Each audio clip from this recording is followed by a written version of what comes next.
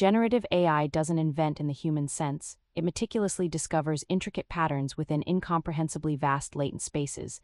Think of it less as a creator, more a sophisticated statistical cartographer, charting possibilities.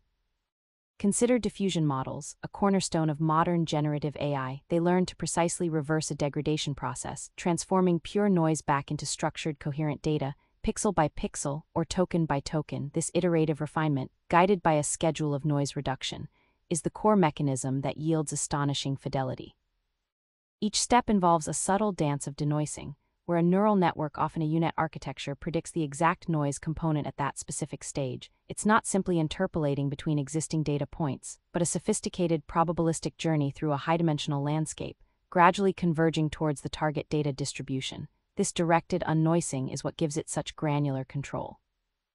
This capability profoundly impacts areas like accelerated scientific discovery, particularly in drug development. Generative models can propose entirely novel molecular structures with highly specific desired therapeutic properties, rather than just exhaustively screening existing chemical libraries. Imagine an AI suggesting new antibiotics or enzyme inhibitors based on billions of complex chemical interactions it's seen and learned from, drastically shortening research cycles.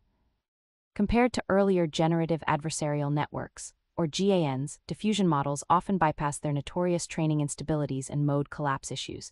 They achieve superior sample quality and diversity, particularly in high-resolution image synthesis and text-to-image generation, precisely because they don't rely on a fragile minimax game between competing networks, but a more robust, stable denoising objective.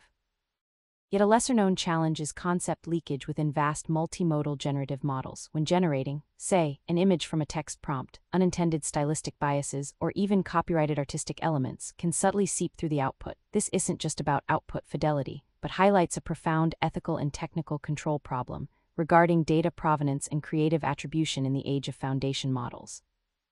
Ultimately, understanding generative AI means grasping its role not as a magical artist, but as an advanced pattern engine that compels us to redefine originality and the very nature of creation itself in an era of machine-aided discovery, pushing the boundaries of what AI can synthesize.